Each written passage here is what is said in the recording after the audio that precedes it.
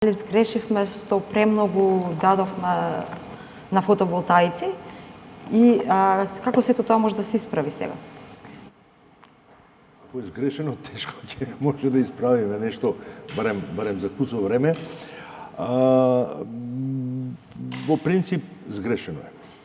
Затоа што од некаде 2021-2022 година кај нас се инсталирани некаде не 1000, малку повеќе од 1000 мегавати во само соларни зборувам и практично само соларни централи се градени. А целиот наш систем или капацитетот на останатите производни единици е некаде околу 1500 мегавати. Дополнителен проблем е кај нас што ние немаме доволно капацитети за регулација. Кога над Источна Македонија ќе дојдат облаци, иако може би сте очекувале денеска да биде сонце, меѓутоа по еден момент ќе дојдат облаци, стотици мегавати ќе ги снема одеднаш, некој треба да ги надокнади тие. Кој ќе ги надокнади?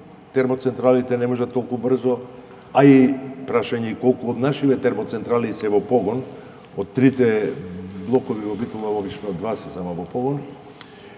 И обратно, кога ќе нема кога ќе дојде премногу сонце, треба вие да намалите производство на другите централи, значи тоа е тој системот за регулација.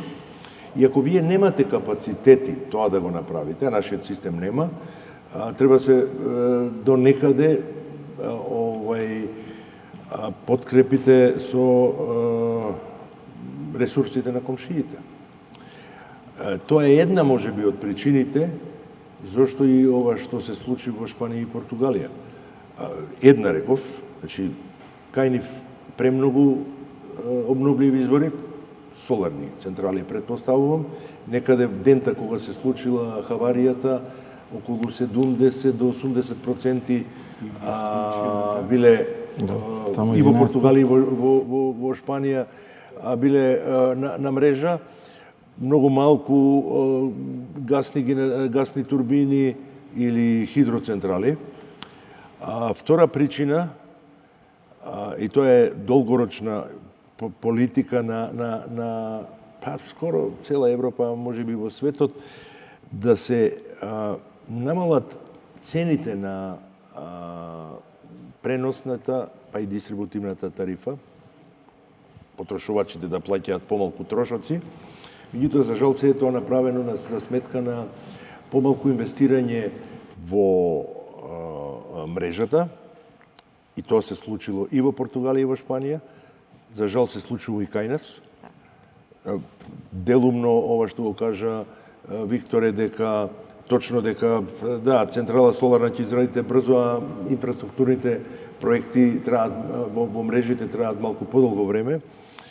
И ако вие не инвестирате доволно во мрежата, дури и да имате некаде во мрежата капацитети кои што би ги искористиле, не можете да ги искористите заради тоа што имате ограничени капацитети во мрежата. И третата работа што за Шпанија и Португалија е интересна, за среќа тука сме ние подобри. Шпанија и Португалија се на периферијата од европскиот електроенергетски интегриран систем.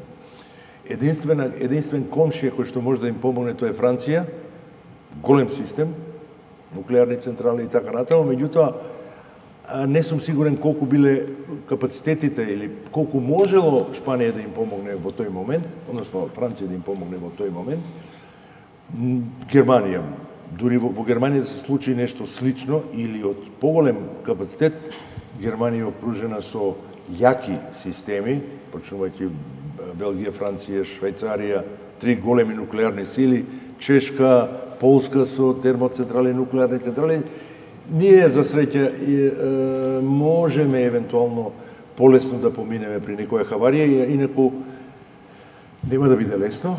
МЕПСО, може би мрежата на МЕПСО не е толку лоша, односно добра кондиција или може да прифати, ама проблемот на МЕПСО е што нема капацитет за регулација, а во дистрибуција има проблем и со мрежата заради тоа што централите никнуваат преку ноќ, а нови далеководи, нови трафостаници нема да се изградат толку брзо, колку што сум јас информиран, а проценките, ние на факултетот го работевме на студија пред скоро 2 години и пол,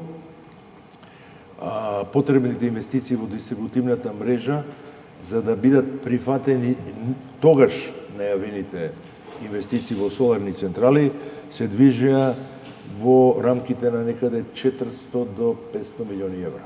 Тоа се големи пари.